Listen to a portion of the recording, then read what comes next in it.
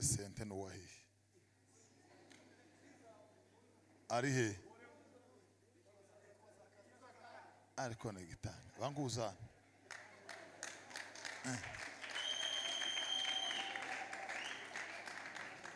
hariho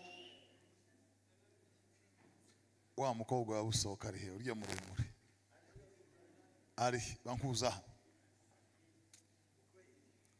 umwana azatambira Imana kabisa hari umuntu turwanije ba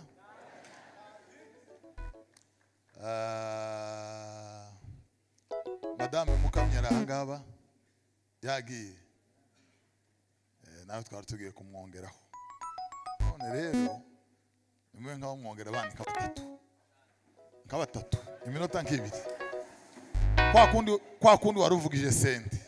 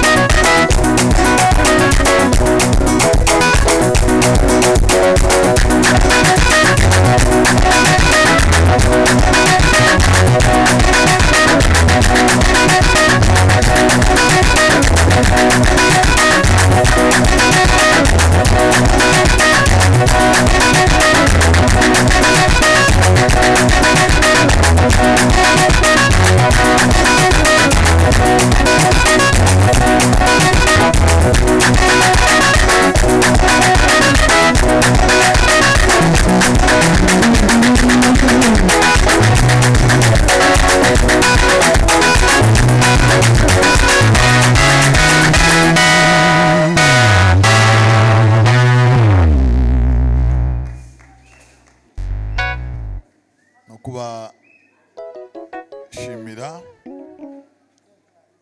bashitsi beza ba hano iwacu Goma bavandimwe dukunda inshuti z'umusaraba turabashimira ko mwaje guterana natwe Imana ibahereza umugisha turi kumwe na Bishop Munyakazi n'umugisha wacu tutamwakiriye twaba twabyishe ariko tumwakiriye tuba dukoze inshingano Pasiteri wegera Imana guhereza umugisha kandi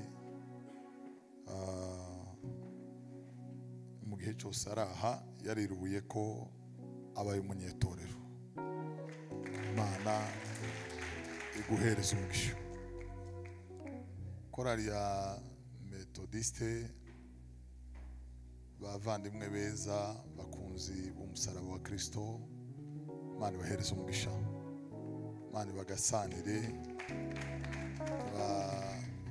hagaciro kuza kwanyu bivuye ku mutima Imana ibahereza umugisha kandi by'ukuri nibidashoboka twari guturana tukabana nk'abavandimwe tugakomezanya muri uru rugendo kugeza umwami azozira ariko aho muri mugira amahoro y'Imana kandi icyo mwakoze ni icy'ingenzi cyane Imana ibahereza umugisha turashimira timu y'abakorari baha bateguye iki giterane bakorari muri abantu beza kandi icyo mwakoze ni ingenzi ku bwa twese kandi twaririyeho twanywereyeho twambikiweho twagiriye umugisha ku migambi yanyu myiza kudusangiza ibyiza bingana gutya umwami Imana abahereza umugisha n'ubundi turabangiriye ngo twumve ikindi gitekerezo cyiza muzongera kuzana kubw'inyungu za twese Imana ibahezagire nanone turi kumwe n'abavandimwe abanaziri tumaze imyaka myinshi tuziranye nabo simvuga nkaje ku giti cyanje ariko tuziranye namwe muziranye nabo naje nziranye nabo kuba twabamenya ntabwo turigera tubicokora mu mutima. Hari uwavuze ngo kuva yamenya Yesu ntabwo ngo aragira gute, ngo ntabwo abyicuzaho. Mu by'ukuri muri abantu twokwirata, muhari mutanahari, tukabavuga neza. Turabashimiye bavandimwe, twongere tuvuge ngo turabashimiye cyane. Sinzi icyo twovuga ariko mwumve ko icyo tuvuze kivuye ku mutima, ko kuza kwanyu ari ukw'agaciro cyane. Bwana sifiwe. Twabishimiye, twabanezererewe, twaguwe neza, twabaguye mu rwuba, twasamaye, sinzi ibindi navuga kabisa. Mwadutunguye bihagije, ariko mudutunguza ibyiza no kuza kwanyu. Imana ibahezagire cyane. Maze iminsi mbantekereza, maze iminsi ariko sikera cyane, ariko biri mu nzira kugira ngo turwanye abadayimoni bazabuza abantu ngo bazabava kuri. Umuntu akumva atoje hakurya ngo asengere, akumva atova muri quartier ngo ni kure, ngo ni kure. Nibinshobokera mu kwezi kw'icumi nzirubura mu ikanisa rimwe i Butare. Nzamva hano basengera ukwezi kose, kandi ndakereza mara mayingane mpaye ndwanya abadayimoni babaza baca abandi intege ngo ni kuri. Umutima wamaze kunemeza, kandi sinzoza nkereza, kandi nzoza nshika kare. Tagiye kubwiriza ngiye kurwanya abazimu baza baca abandi intege ngo handu ni kuri. Zamva hano zenguruke cyanga nyuraha, nzoza ntandikira amahera ushaje Butare. Nimara mara ukwezi mpansengera hantu, ndwanya abadayimoni bazabwira abantu ngo aha ni kuri. Ese niko bimeze ba? Amayingana akurikirana yose.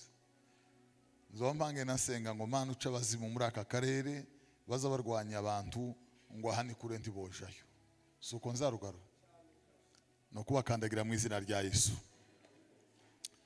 Hanyuma neretswe ibafle.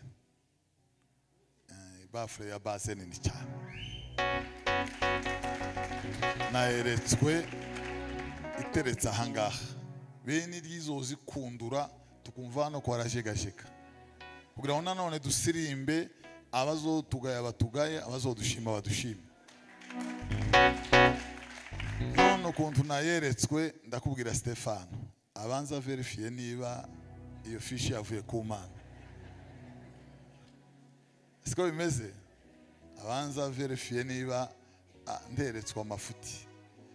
Iyo base izaze kabisa tuyishiraha. Umunsi zogera twama duhereza abamama agasirimba k'iminota 25. Babanze babe nkabiruka bakore gahunda ahangaha. Ndizera ko bizogenda neza. Turi kumwe n'umuvandimwe Ndahindurwa, n'umuntu w'imuhiri wacu twarakuranye, n'umushuti wa bugufiya, turamukunda, twarabanye neza, turakubaha umuvandimwe, urakaze n'Imana iguhereza umugisha. Kubana nawe n'iteka rikomeye cyane. Tuboneye akaryo ko kwishimira kubana na Justin, ari kumwe natwe, avuye hakurya, yicaye hariya yanze ngo ndaza imbere. Umushuti wacu wa bugufiya, muvandimwe tugwaye kaze, wegere n'Imana iguhereza umugisha mwinshi cyane.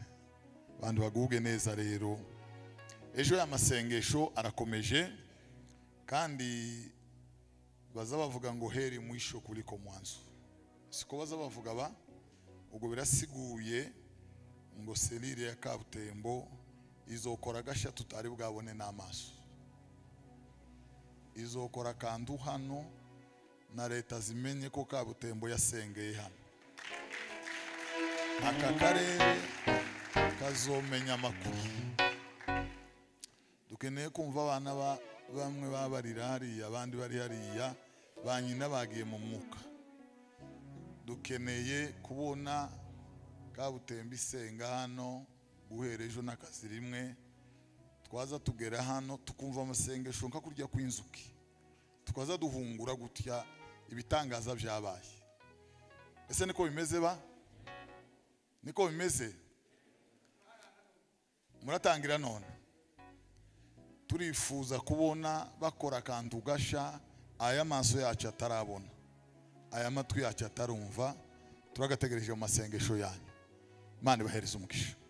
Nyuma rero y'ibyo byose tuzogira finale ya twese, tuzogira finale ya yindi yo gukunguta, ya yindi kabisa yobowe n'abanyamasengesho, ya yindi baza bavuga ngo aha hanyuze ikintu, ya yandi asiga inkuro, amazi yo hepfo nayo haruguru akihinda akabisanya akavura hagati y'agaca inzira yumutse, abantu bagatambuka n'amasakoshi n'ihene zabo n'amabata, kuko amasengesho azoba yarakoze igitangaza.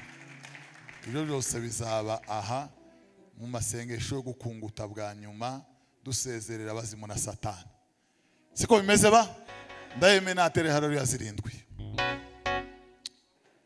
Bwana asifiwe sana.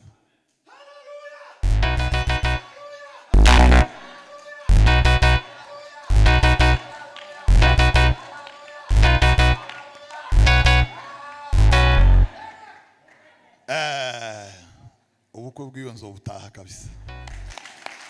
Zama zaza kirikari. Arakoze cyane, Imana imuhereze umugisha. Mu by'ukuri ba Kristo ndagira ngo mbabwirire ijambo tuje gusoma dusenga turangiza. Nta mayira abaho, nta nzira zibaho, nta katiri zibaho yotuma unesha Satani, nta nshingano zibaho wo kwitwaza, nta maboko abaho, nta gitinyiro kibaho, nta torero wobamo yotuma unesha Satani. Iyi niyo nzira yonyine yo kunesha Satani, nukuba mu masengesho, nukuba mu masengesho. Ubukristo bwose budasenga tubuhaye igihe, ariko ntitubuhaye ibihe. Ariko ubukristo busenga burahari none, ejo buzoba buhagaze, bwaburiye buzoshisha nk'umukindo, bwaburiye buzambikwa amababa, Yesu nagaruka azahura nabwo. Mwabasenga Yesu abahereza umugisha.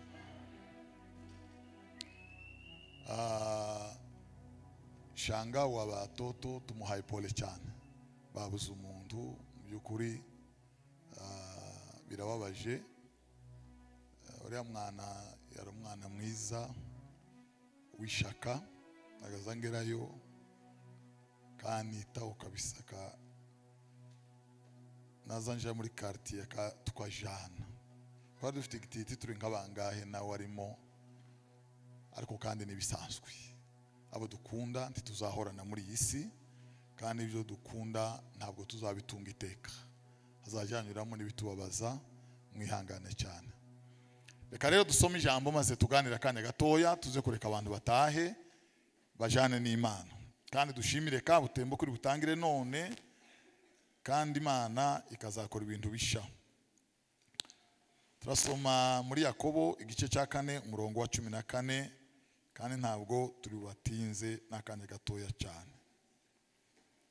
Yakobo igice cya 4 umurongo wa 14.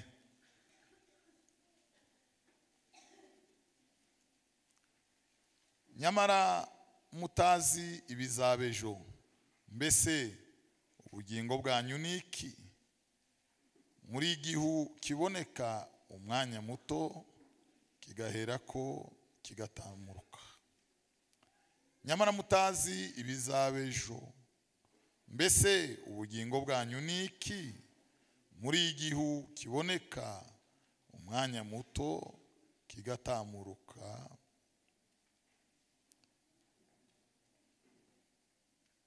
Amen. Mwami Imana, utwuzuza imbaraga z'umwuka wera n'umunezero, maze ijambo ryawe rigira imbaraga n'ububasha, kandi wowe nyiraryo uriherekeze, kandi havuge wowe, hagaragare wowe, bumve wowe, haboneke wowe, mu izina rya Yesu umwana w'Imana. Ndagushimiye ko wihesha icyubahiro muri uyu mugoroba, byibura aba bene data bose bakagira icyo bagabanye kivuye ku Mana yacu. mu izina rya Yesu Mukiza, amen. Turabizi ko amasaha yagiye kandi birumvikana, ntabwo tubatinza, turababangukira. Turaganiramo iri jambo akanya gatoya rivuze ngo ubugingo bwanyu niki, ngo ninki gicu kiboneka umwanya mutoya kigaherako kigatamuruka. Bwana sifiwe. Ubugingo bwanyu niki. Haruguru havuze ngo batazi ibizabeho. None ubugingo bwanyu niki? Ngo bugereranywa bumeze, Bibiliya iravuga ngo bumeze nk'igicu, ngo kigaragara umwanya muto kigaherako kigatamuruka.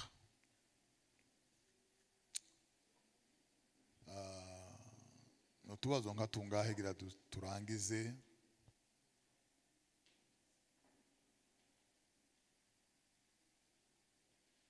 Ibintu ntabwo tujya tubibona uko biri, tujya tubibona uko twebwe turi. Ntabwo ibintu tujya tubibona uko biri.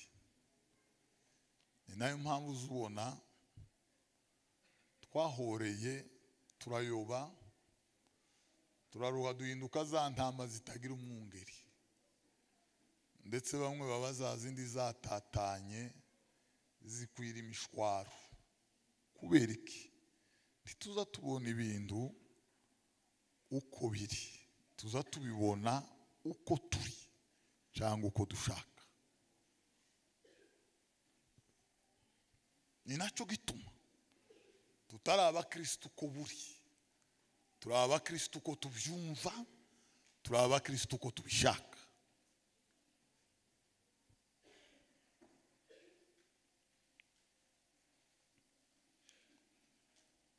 Amasengesho azageza umuntu mu bubyutsi, amasengesho aza gukangura, amasengesho aza guhwitura, sayo ushoboye nayo udashoboye. Amasengesho aza kwinjiza mu mbaraga, sayo ushoboye nayo udashoboye. Saho uzugarukira naho utarakandagira. Si imbaraga ufite, ni imbaraga wihararika utarashaka.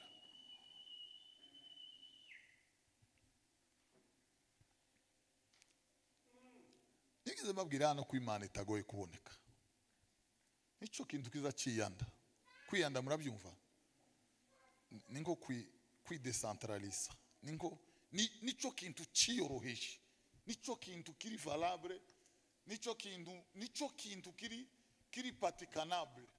Ni ukuvuga ngo ni ikintu kiri aho hafi cyane, keretse kuba adashaka kuyibona. Bwana sifiwe. Mbabwire formule rero yo kuyibona bikaba birarangiye. Apana kunyuza hirya. Tuzobona muri umuna wayo, tuzobona marayika, tuzobona igitangaza, uzobonayo. Tuzobona Mana, uzobonayo. Nange kera utera haleluya. Narababwiye uzogende wihe discipline mu buzima bwawe. Ufate isaha imwe mu masaha 12. Uje ahantu wemerera Imana ngo Mana, ubuzima bwanje nguhaye isaha imwe idakuka, itavangiye, itisukiranwa, keretse urupfu, keretse ngapfa, mpari ngihumeka, ubu bwenge bukiba uyu mutwe utarahombana ngo ubwonko buje mu muhanda. Nzoza nguyisaha imwe Mana yanje. Numara uzikingirana ahantu, uzoja ugeza iminsi ngahe, nubona birakunze ukumva inyota yabyo yashitse, uko Imana izoba yabonetse. Nta kizokubuza kubona Imana, nta rido rizojaho, nta nikizokinginiza Imana ubwayo izoba yabonetse. Bibiliya avuga Bwana asifiwe ngo nkunda abankunda abanshakana umwete bazambona. Yakobo yaravuze ngo gusenga k'umukiranutsi kugira umumaro, ariko iyo yagize gute, iyo yashize mu mwete. Nushira mu mwete buri munsi Imana yaremye kurahirira Imana ukabona biragukundiye, uzoba wabonye Imana. Iyi niyo Mana baza bavuga, uku iyo niyo Mana baza bavuga. Iyo niyo Mana yaremye isi n'ijuru, iyo niyo Mana izivuga bikaba. Iyo niyo Mana yananiye abagabo inanira abagore, yananiye isi, yananiye Aziya, ikubita hasi ya Amerika, Uburaya burumirwa, abatunzi baraheba, aba generale mu isi barademisiyona, abaministeri barumirwa. Ibonwa nabo Yesu yaravuze ngo ni pesa moja Bwana. Hereza Yesu isayi muzomubona Yesu muri yo saa gusa. Uzugenda uje ahantu uzahitubona Yesu, uzahitubona Yesu, uzahitubona Yesu. Kandi numubona azokuganiriza. Turangirize muri iri jambo twasomye. Ubugingo bwacu niki? Ubugingo tubuzi kwishi kandi tukabubona kwishi.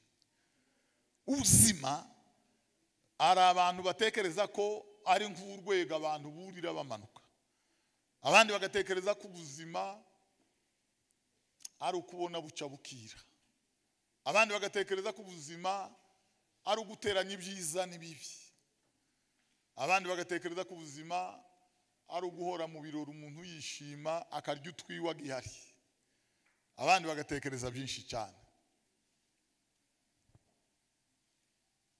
Nunareba neza haba na style z'ubuzima bw'abantu. Turuzi uko umuntu yambara niko abona ubuzima, uko umuntu yambara ishati yera n'ipantaro isakuriye niko muri we aje abona ubuzima. Bibiliya yavuze ngo none ubuzima bwacu niki? Ubuzima niki bavandi? Ubuzima niki? Ubuzima bugereranywa n'ibintu bitatu. Burimo imibabaro, burimo kugerwa ku munzani. Bwana asifiwe. Burimo gufata igihe mu ntambara, burimo imibabaro, burimo kugerwa ku munzani, burimo gufata igihe mu ntambara. Ibyo ko ari bitatu bikubiye mu buzima bwose bwa muntu hano mu isi.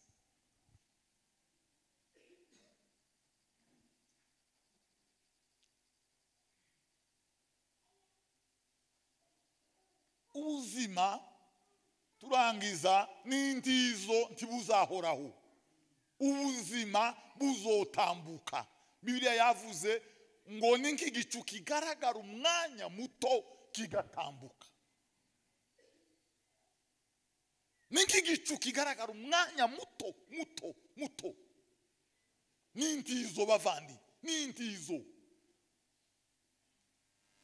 Ubuzima niki? Nugufata ibyo dufite, nugufata inka dufite, ifaranga dufite, imbaraga dufite, sikse dufite, ubwiza dufite, ibintu byose dufite, tukabivanga bigahinduka ubuzima, ariko bikitwa ngo ibi ni intizo bizotambuka. Haleluya! Ibi mubona ibi bizotambuka. Bizotambuka kandi bizohoraho. Se mwari muzi ko uburyo dufata ubutunzi bwacu bwaha mu isi butuma Imana itugera igasanga tutohabwa ubuzima n'umugisha w'umwuka. Mwari muzi ko imyitwarire yacu mu mafaranga dufite aha yatumye tutazobona ya migisha yahishwe muri Kristo. Mwari muzi ko uburyo twitwara mu by'Imana yaduhaye ibi bigaragara byabaye impamvu yo gutuma tutinjira muri ya migisha. Muri ibyo yavuze ngo nafurahia baraka zote za ulimwengu wa roho. Ntibizakunda bavande, ntibizakunda kabisa. Yesu, haleluya! umugabo yaramubwiye ati ndagukurikira huje hose. Ngo Yesu arahindukira ngo amwitegereje ntiyita kwijwi n'umuhate n'umwete yari afite. Yesu buriya mbabwire nta kintu na kimwe kitagerageje, nta kintu na kimwe nubona ubuzima butagerageje, nubona ubayeho ubukristo butagira ibibugerageje. Haleluya! Nubona wataramye igitaramo utabanje kugeragezwamo, uzomenye niba arinde baguteye intege zo kukijamo, uzomenye niba arinde baguteye intege zo kukijamo. Buri kintu cyose mbere yo kutinjiramo hano d'abord hariho ibigeragezo. Ibigeragezo n'ibipimo n'amakuba Bibiri bigaruka inshuro zirenga 200 arenga. Ngo amara Yesu aramubwira ngo genda ufate ibyo ufite ubihereza abakene n'umaruze tujana. Sawa byarangiriye se? Yasuye kuza se? Kuvuga ngo umuntu umwe 12 ntazobarwamo, mu bakiranutsi banesheje muri isi ntazobarwamo, mu bantu bahawe umwuka wera umunsi wa Pentecost ntarimo. Byagarukiye mu nka, byagarukiye mu mafaranga, arakanyaraza umurongo uri kupye umuntu aribagirana muri isi. Bavandi Bibiri iravuga ngo ni dukiranuka muri dukeya twahawe ngo ninde uzaduhereza byinshi. Haleluya! Niba tutarabizerwa kuri dimi, ni gute Imana izatwemerera kuduhereza umwana wa? Ni gute Imana izaduhereza imigisha yose yo mu mwuka ngo iduhereze?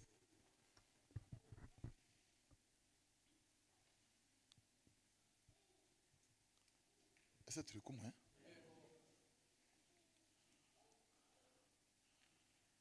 Ubuzima ni intizo. Bibiri iravuga ngo nukorere ubwo muri abasuhuke muri isi, ngo mukore mu gihe cyanyu mutinya cyane, kubera ko turi abasuhuke. Abasuhuke n'abantu n'abacyancuro n'abacyangero, turi mu isi gucingero, turi mu isi turi abacyancuro. Haleluya!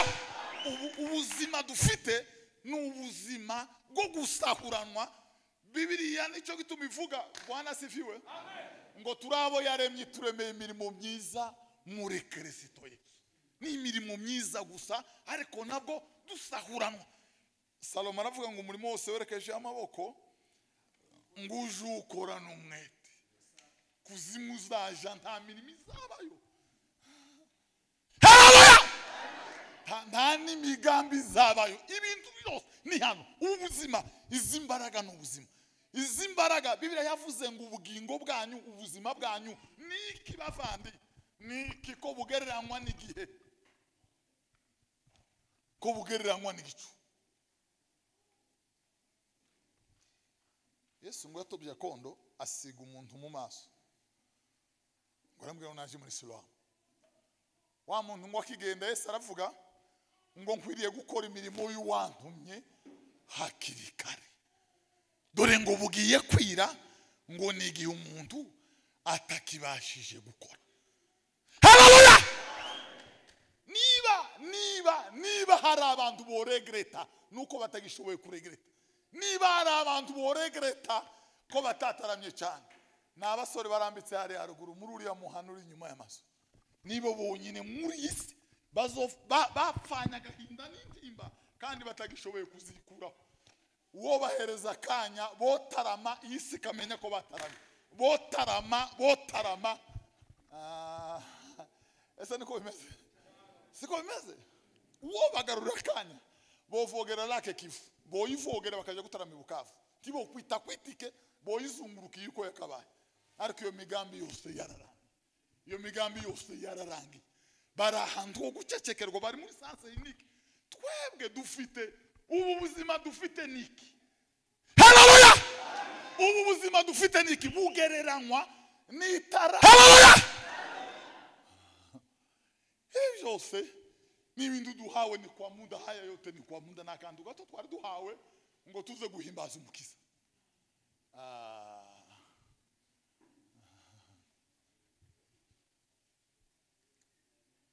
Ngo baramubwiye batizana itaranto zawe, aravuga ngo data ngo wampaye itaranto 5, ngo ndazigenza.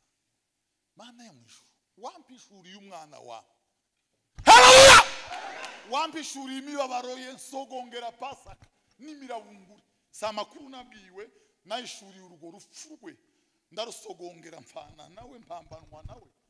Mwizuka aragaruka ngo ari uturana n'abantu je ndasigara sinamenya aho narengeye. Abari uza kubana n'abandi bantu, nicyo gituma bivuga ngo turi intumwa mu cyimbo cya Kristo, ngo bisa naho Imana yingingira abantu kwiyunga nayo muri twe. Haleluya! Muri twe mu yandi magambo, Bwana asifiwe. Buri imbaraga z'umuntu sibije avuga, imbaraga z'umuntu nuko ateye. Imbaraga z'umuntu si inshingano afite, imbaraga z'umuntu nuko ateye. Imbaraga za pasiteri ntabwo ari ugusengerwa rimwe kabiri gatatu kane abanyafurika y'epfo bakaza n'abanyanigeriya bakamurambika ibiganza. Imbaraga nuko ateye. Turangize.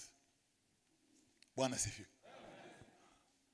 Izi ni itaranto twahawe bavandi. Uyu mwuka duhumeka ni itaranto twahawe. Ibi byose n'ubuzima twahawe niki bavandi. Haleluya! Hari igihe turirimba ibintu tutabaye tutazi, yande fwa tuza twenda kumera nk'iki.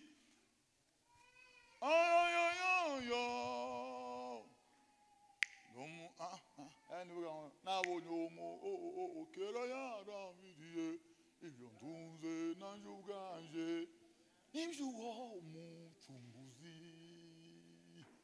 Twaririmba ngo ibyo ntunze nanjye ubwanje, ureka ibyo ntunze nanjye ubwanje sindi umukiza.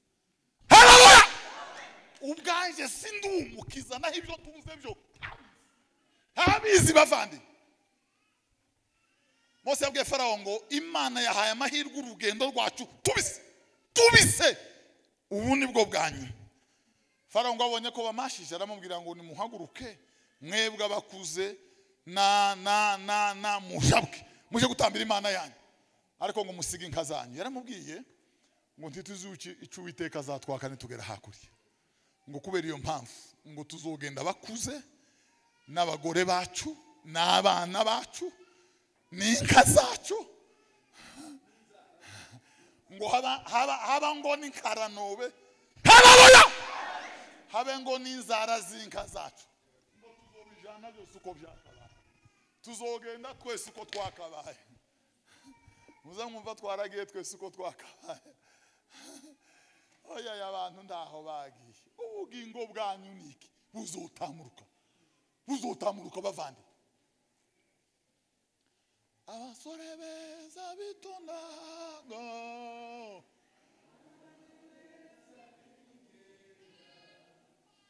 awaruvi bariyure. Haleluya! Itaranto. Bwana asifiwe. Ngo hamagara wa muntu aramubwira ngo zandi itaranto zawe bavandi. Umunsi umwe tuzohagarara imbere y'intebe y'imanza ya Kristo, tumurika Imana ibijanye n'ubuzima yaduhaye. Ubu buzima n'ibigega n'imbaraga n'ubutunzi n'amahirwe n'ibirombe Imana yaduhaye. Yaraduhaye bavandi, yaraduhaye ngo tuze mwisi. Imana yaduhaye iratuzane dushira hano, duhereza amaguru, duhereza amagara, duhereza ubwenge ngo tuje mu murimo wayo, ngo tuwagere.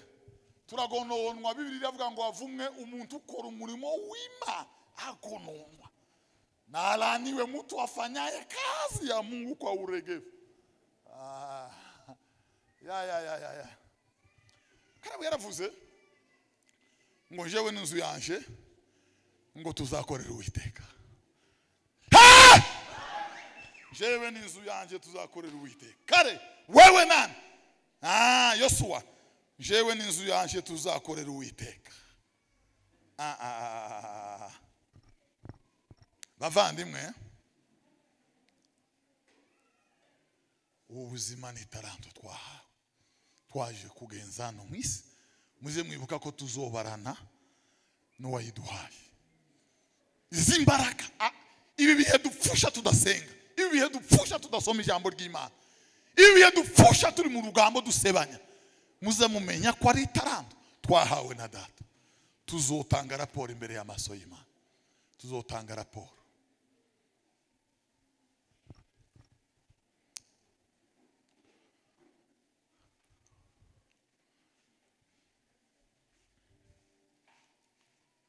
Umugabo yubatse amatorero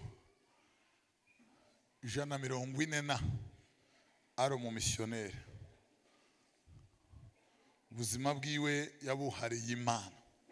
Musa apfa, umukazana n'umuhungu bari bamugose, araremba, arahwera ngo ahembuke, ngo aguma kuvuga ngo uwundi umwe agarukire Yesu, ngo uwundi umwe agarukire Yesu. Ngo bagerageza kumwihanganisha, ariko aravuga ngo uwundi umwe agarukire Yesu.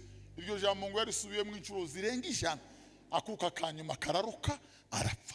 Ngo yaza yumva mu mibabaro ya nyuma hari indi taranto yogaruka.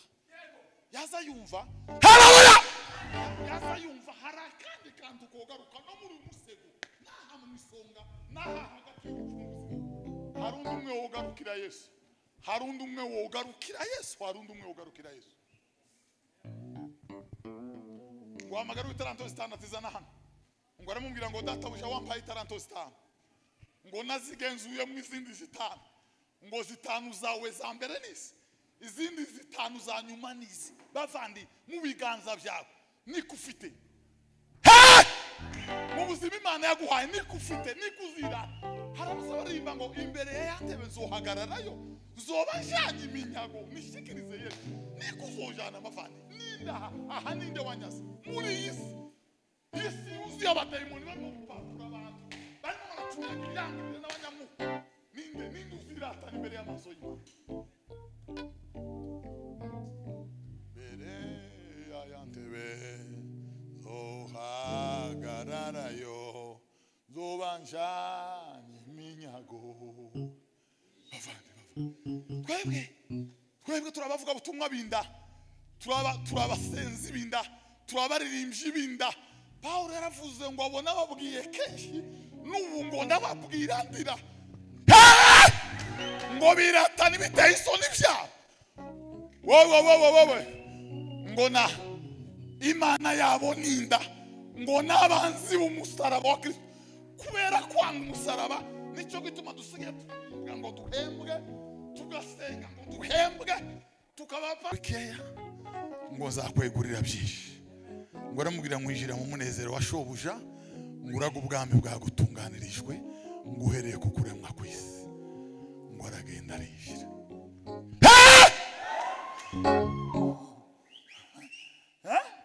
Ngo hamagara n'uwa kabiri, ngo hamagara n'uwa gatatu. Ngo aramubwira ngo zana itaranto nagusigiye. Mu yandi magambo mu buzima naguhaye niki wabukoresheje. Ngo aramubwira ngo databusha, ngo namenye kuri umunyamwaka. Mu yandi magambo ntushobotse uzubana nabi. Kubera iki?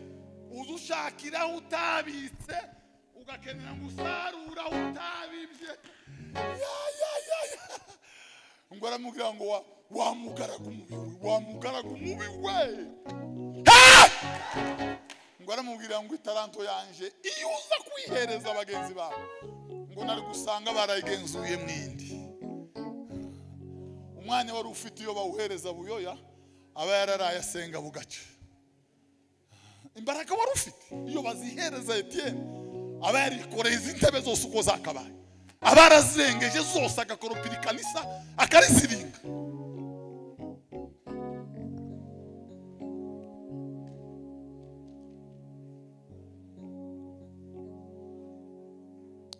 Amafaranga wari ufite, abapfakazi iyo agira Pastor Mukiza, abapfakazi ntibaba bararaye gusa, ntibaba bararaye bavuma Imana, ntibaba bararaye bavuma izina ry'Imana.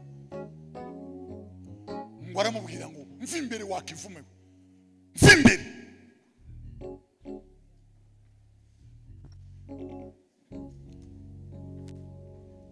Dufite igishoro muri ubu buzima, n'ubuzima twahawe n'Imana. Dufite igishoro bavandi, nta muntu uzitwaza. Dufite igishoro, uri igishoro, ndi igishoro, uku kuboko kwanje ni igishoro. Haleluya! Irijwi ni igishoro, jewe ndi igishoro muri ubu buzima. Ngo mpeshe data icyubahiro. Sasa kwa jua na mvua la mbingu ninamzalia matunda. Mwokozi aliniondoa porini na tunzwa shambani mwangu. Sasa kwa mvua na jua la mbingu ninamzalia matunda. Ninamzalia matunda. Ninamzalia matunda. Ria turi hano ngo tunezerwe ngo twari tugiye. Turi hano ngo tunezeze abandi bari bagiye. Turi hano ngo twinezeze. Turi hano ngo tunezeze abandi ngo bari bagiye. Nico data dushaka. Nico data dushaka. Nico data dushakaho. Zambwira abakristo bacu hano bene abantu baza bageneza cyane agakubita isahani y'ibiraya iyinyama iya karona iyi tomata iyi ndagara iyi nduza iyi mbuta iyi bishimba habibisi n'ibishushe iyi binda hangaha ahirya bakashira dodo hano bakashira umwembe hano bagashira watermelon hano amata y'ikivuguto nakonje inyange navuye Masisi n'ibindi byose. Ndagira ngo mbabwire ukuri kw'Imana data wa twese waduhamagaye nimbesha sinkabona ijuru takizibukwa mu maso y'Imana. Mu ijuru ntuzibukwa ngo wariye neza ntiwokanga abadayimoni mwisi uko nkubwire ni nkiki n'ubusa umuyaga ibishweka ariko ngo azabwira bari iburyo ngo nari nshonje muramfungurira. Amakoti igihumbi ntazibukwa imbere y'Imana ngo azayambara neza. Ndahiye Imana nushaka uzambare kurusha ikigori, nushaka uzambare ugira amagamba, nushaka nyamugo ntibizibukwa imbere y'Imana. Sibyo aba ngibi by'abakristo.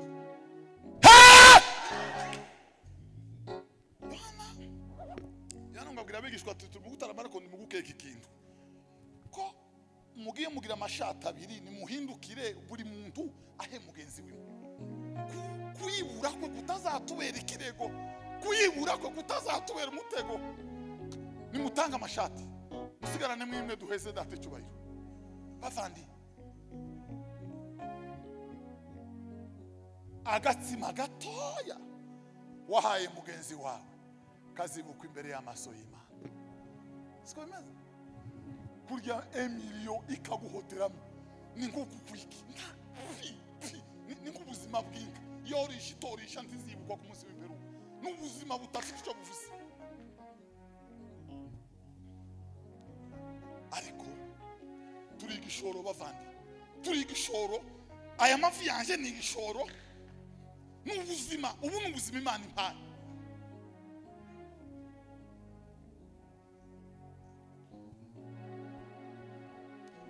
Yavuga ngo ntitukagira icyo dukorera kwirema ibice ngo ahubwo twicishe bugufi mu mitima ngo umuntu wese yibwire ko mugenzi we amuruta. Ese niko bimeze ba ngo tutagira icyo dukorera kwirema ibice ngo kandi tutizirikana ngo tuzirikane abandi. Tuzirikana abandi, dusengera abandi, tubabare kubw'abandi, turare dupfukamye kubw'abandi. Nibwo tuzaba tugize wa mutima wari muri Kristo Yesu. Aliombea maadui wake juu ya msalaba. Nimeyasikia mengi aliyoyafanya Yesu katika maisha yake.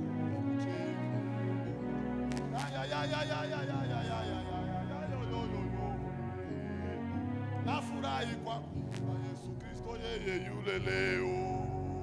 Yesu Kristo yule jana leo siku zote. Utafuta wapotevu wokoa na waovu. Mwokozi wetu yeye. Yesu we utafuta wapotevu wokoa na waovu. Ariko turabahanga mugutegura ibiterane byo kutwubaka, byo kutweza, byo gushakamwa amafaranga. Bwana sifiwe. Ariko Yesu yeye hutafuta wapotevu, hutafuta na waovu. Mwokozi wetu yeye. Niba turabo ubu n'ubuzima Imana iduhaye, kindi gishoro Imana iduhaye. Kuba ubuzima bwacu niki kubera ko turabasuka abo bambere. Bibiliya iravuga ngo banyuraga mu isi ngo bakamenya ko ari abashitsi n'abimukira, ngo bakamenya ko ari abashitsi n'abimukira, ngo byatumaga bakorera Imana nk'abazutse, ngo bakitanga nk'abapfuye.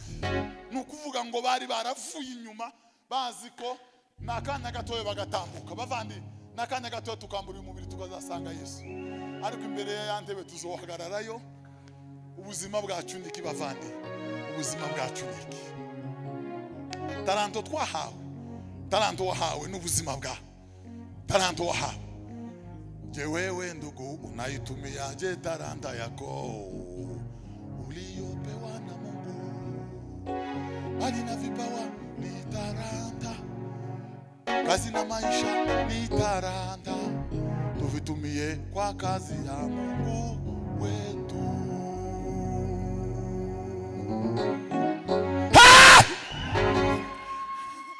Hiyo ni mpano twahawe. Bavandi Bwana sifiwe. Twebwe n'ibyacu byose tuje kwa Yesu, tujepeleke kwa Yesu. Kwa Yesu. Abantu basiza abagore basiga abana n'abanyamayeri baza kurunguruka bonyine. Tuzakunda ko abana biyohera n'abagore n'abahanga bazagira gutya. Babona birakomeye ngo mubanze mwitonde badi. Ejo ndi batubwiye umwana wabwiye umwana ngo gasopo ndagaseho kandagira mu gitaramo. Aramwiyama bene kwa kundi kwa uyamwoneshereje. Kurusha uwamwoneshereje. Siko ba?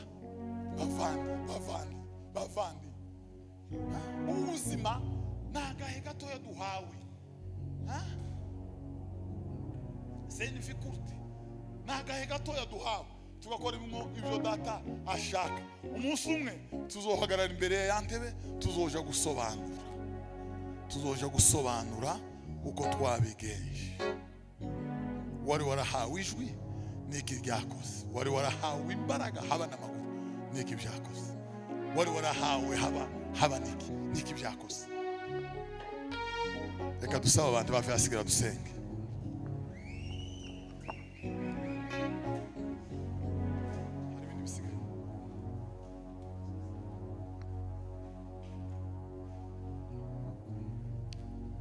Ubuzima bwacu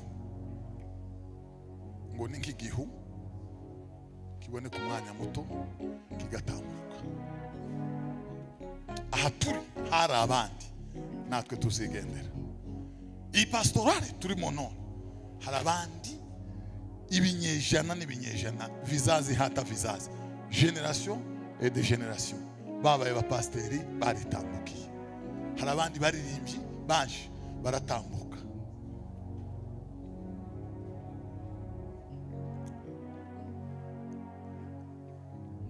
Aka kazi ufite hari abandi bakagize ariko baratambutse. Ibi byose ni by'akanya gatoya, ariko tuzaja guhagarara imbere ya ntebe. Mwami Imana turagushimiye, izina ryawe rihabwa icubahiro. Uvugirizwe impundu ni wowe Mana, uhayagizwe ni wowe Mana, utambirwe ni wowe Mana, ushirwe hejuru ni wowe Mana. Mu izina rya Yesu umwana w'Imana, uganiriza abakuze n'abatoya, abarebera n'abagufiya. Ijambo ryawe rigwe mu butaka bwiza ariyo mitima yacu. Uririnde ibyonyi, uririnde satani n'abadayimoni, uririnde yanzoka, uririnde umugome. Ijambo ryawe Mwami Imana ritubera imigabo yo kuryisata burenge muri uru rugendo. Twoye kuba nka wa mutunzi Yesu amubwiye ngo nazana ibyo afite abiha abakene, ngo arahindukira asubirayo. Yesu aravuga ngo icyoroshe ngo nuko ingamiya yanyura mu zuru ry'urushinge. Mana yanje, impamvu nyinshi tizikazatubuse kuzabona Yesu. Udutera intego twihanganishe muri uru rugendo. Niwaza tuzagusanganire ntitugakorwe n'isoni. Itaranto waduhaye tuzazigenze neza muri ubu buzima no mu mibereho yacu, ducunguza uburyo umwete kuko iminsi ari mibi. Ndagushimiye ku bwa bose, umugisha w'Imana n'amahoro yayo bituganze kugeza aho Yesu azozira. Dusabiye abashitse umugisha, dusabiye itorero ryose umugisha, dusabiye abateranye bose umugisha, kuva mu gitondo kugeza nimugoroba, abaririmbye abasenze, abatambiye Imana bumvise ijambo, abarivuze, abaritegereye, abatanze amatike yabo, abahagurukije imodokari zabo. Ikintu umuntu wese yakoze Mwami Imana ntukakibagirwe, n'umunsi wa ngirente uzomutabara. Uzibuke ko yiriwe imbere yawe, yaje ku bwawe nawe uzamurengere, nawe uzamwiteho nabi, uzamurinda agacikane n'amakuba, uzamurinde kwaganirwa ukuboko kw'abanzi n'ababisha, koye kuzaba ku bitugu bye no kwijosi rye, yoye kuzaneshwa nk'utarigeze kugutaramira mwana. Tubasabiye imbaraga no kunesha, tubasabiye intege